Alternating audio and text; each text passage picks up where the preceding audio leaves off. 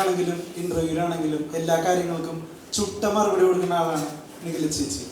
അപ്പോൾ നിഖില ചേച്ചി മാരിഡ് അല്ല സിംഗിൾ ആണെന്ന് വിചാരിക്കുന്നു.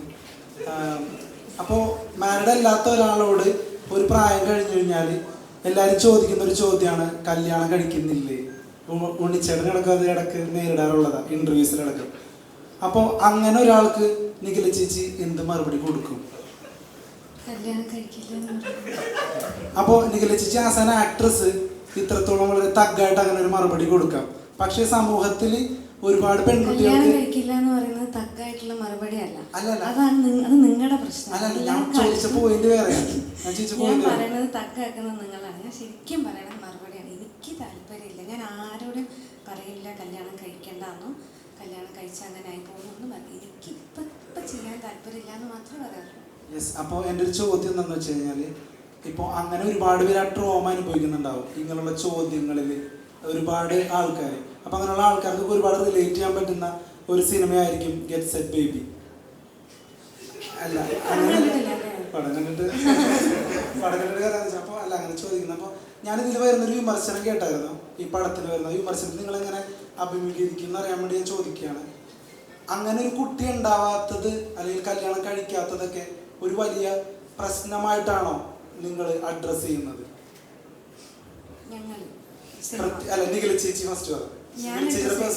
എന്റെ പെർസ്പെക്റ്റീവാണ്, ഒരു സിനിമയാണ്. നിഖില ചേച്ചിയുടെ പെർസ്പെക്റ്റീവ് ഫസ്റ്റ് പറ. എനിക്ക് കല്യാണം കഴിച്ച് കുട്ടികളുണ്ടാവാതിരിക്കുന്നത് ഒരു പ്രശ്നമായിട്ട് തോന്നാറില്ല. പക്ഷെ അത് ഈ പറയുന്നത് പോലെ അവരുടെ ചോയ്സാണ്. അവർക്ക് കുട്ടികൾ വേണം, ഏത് സമയത്ത് കുട്ടികൾ വേണം, അല്ലെങ്കിൽ ഞാൻ പ്രിപ്പയർഡ് ആണോ ഒരു അമ്മയാവാൻ, ഞാൻ പ്രിപ്പയർഡ് ആണോ ഒരു അച്ഛനാവാൻ എന്നുള്ളതൊക്കെ ഇതിൽ മാറ്ററാണ്. എനിക്ക് സോഷ്യൽ പ്രഷറിൻ്റെ പേരിൽ കുട്ടികളുണ്ടാക്കുക എന്ന് പറയുന്ന ഒരു പ്രോസസ്സിനോട് എനിക്ക് താല്പര്യമില്ല. ബാക്കിയുള്ളത് അവരുടെ ചോയ്സാണ്. അവരുടെ ലൈഫിൽ നമ്മൾ അഭിപ്രായം പറയാൻ പാടില്ലല്ലോ. അപ്പം എനിക്ക് അറിയുന്ന ആരെങ്കിലും ആണെങ്കിലോ ഇപ്പം എൻ്റെ കാര്യമാണ് ചോദിക്കണമെന്നുണ്ടെങ്കിൽ എന്നെ അങ്ങനെ ഒരാൾക്ക് ഫോഴ്സ് ചെയ്തിട്ട് ചെയ്യിപ്പിക്കാൻ പറ്റില്ല. അല്ലെങ്കിൽ എന്നോട് അങ്ങനെ പറഞ്ഞാൽ ചിലപ്പോൾ ഞാൻ എനിക്കത് താല്പര്യമില്ല എന്നുള്ളത് ഞാൻ ചിലപ്പോൾ പറയുമായിരിക്കും. എല്ലാവർക്കും അങ്ങനെ പറയാനുള്ളൊരു പോസിബിലിറ്റി ഇല്ലാത്തതുകൊണ്ട് ചിലർക്ക് അതൊരു വളരെ പ്രഷറായിട്ടോ സ്ട്രെസ്സായിട്ടോ ഒക്കെ ഫീൽ ചെയ്യാറുണ്ട്. അങ്ങനെയുള്ള ഈ സിനിമയിലും കുട്ടികളാവുന്നില്ല എന്ന് പറയുന്ന പ്രഷറുള്ള ആൾക്കാരുണ്ട്, കുട്ടികളാവാൻ വേണ്ടി ട്രൈ ചെയ്യുന്ന ആൾക്കാരുണ്ട്, പലതരത്തിലുള്ള ഫാമിലീസിന് അതിൽ കാണിക്കുന്നുണ്ട്. ഈ പ്രഷർ വേണ്ടാന്ന് പറയുന്ന ആൾക്കാരുണ്ട്. എന്തിനാണ് നമ്മൾ അങ്ങനെ ഒരു സോഷ്യൽ പ്രഷറിൻ്റെ പുറത്ത് അല്ലെങ്കിൽ ഈ പറയുന്ന പോലെ ഒരു കമ്മിറ്റ്മെൻറ്റിൻ്റെ പുറത്തൊക്കെ അങ്ങനെ ചെയ്യുന്നത് എന്തിനാണെന്ന് ചോദിക്കുന്ന ആൾക്കാരുണ്ട്. അങ്ങനെ പല കാര്യങ്ങളും ഈ സിനിമയിൽ ഡിസ്കസ് ചെയ്യുന്നുണ്ട്. ഡയറക്ടേഴ്സാണ്. അപ്പോൾ ഈ സിനിമയിലേക്ക് വരാം. അപ്പോൾ ഞാൻ കേട്ടൊരു വിമർശനം, എന്തായാലും ഞാൻ ആ സിനിമ കാണും ഉറപ്പായിട്ടും. കാരണം ഇപ്പോൾ ഉണ്ണിച്ചേട്ടൻ പറഞ്ഞ ആ ഒരു മെസ്സേജ് ഭയങ്കര ഹൃദയസ്പർശിയാണ്.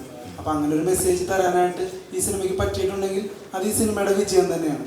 അപ്പോൾ ഈ സിനിമയ്ക്ക് ഒരു പ്രമുഖ റിവ്യൂവർ എന്ന് വിളിക്കപ്പെടുന്ന ഒരാൾ കൊടുത്തൊരു വിമർശനം, കുട്ടികൾ ഉണ്ടാവാതിരിക്കുക എന്നതൊക്കെ ഒരു വലിയ പ്രശ്നമായിട്ട് അഡ്രസ്സ് ചെയ്തോ എന്ന് തോന്നി എന്നുള്ളതാണ്. അപ്പോൾ ആ ഒരു വിമർശനത്തിന് എന്താണ് മറുപടി?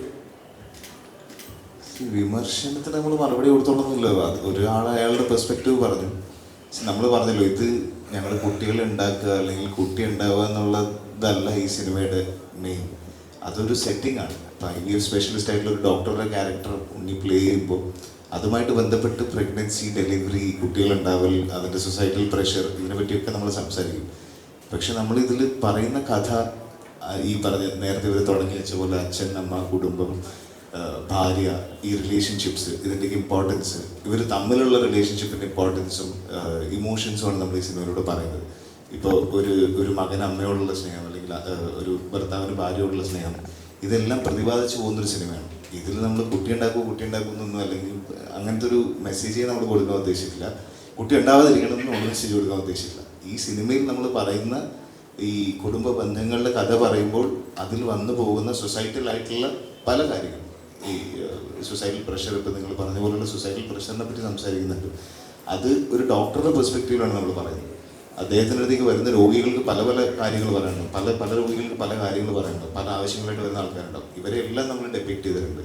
ഈ സൊസൈറ്റിയിൽ നമ്മൾ കാണുന്ന എല്ലാ വിഭാഗം ആളുകളെയും നമ്മൾ അഡ്രസ്സ് ചെയ്യാൻ പരിശ്രമിച്ചിട്ടുണ്ട്. അത് വളരെ ലളിതമായിട്ട്. ഇപ്പം ഇതിൻ്റെ പ്രോസസ്സ് നേരത്തെ ഉണ്ണി പറഞ്ഞപ്പോൾ നമുക്ക് എക്സ്പ്ലെയിൻ ചെയ്ത് കൊടുക്കാൻ ബുദ്ധിമുട്ടുള്ള പ്രോസസ്സുകളാണ് പലതും. ഈ പറഞ്ഞ കുട്ടി ഉണ്ടാകുന്നത് എങ്ങനെ, ഇതൊക്കെ ഒരു സംസാര വിഷയമാകണം. വളരെ ചെറുപ്പം മുതൽ തന്നെ കുട്ടികളിലും ഈ ഒരു ടോക്ക് ഉണ്ടാവണം. ഇപ്പം നമ്മളുടെ നാട്ടിൽ സെക്സ് എഡ്യൂക്കേഷനുള്ള പോസിബിലിറ്റീസ് വളരെ കുറവാണ്, അല്ലെങ്കിൽ പരിമിതമാണ്. ഇപ്പോൾ ഒരുപാട് ലിബറലായി വരുന്നുണ്ടെങ്കിൽ പോലും. അപ്പോൾ ഇങ്ങനത്തെ കോൺവെർസേഷൻസ് ഒക്കെ ഇനീഷ്യേറ്റ് ചെയ്യുക എന്നുള്ള ഉദ്ദേശം കൂടി ഈ സിനിമയ്ക്കുണ്ട്. അത് നമ്മൾക്ക് അതിൻ്റെ റിവ്യൂസ് കിട്ടുമ്പോൾ അല്ലെങ്കിൽ റെസ്പോൺസ് കിട്ടുമ്പോഴാണ് ഇതുപോലുള്ള സംസാരങ്ങൾ കുടുംബങ്ങൾക്ക് അകത്തുണ്ടാകുന്നത്.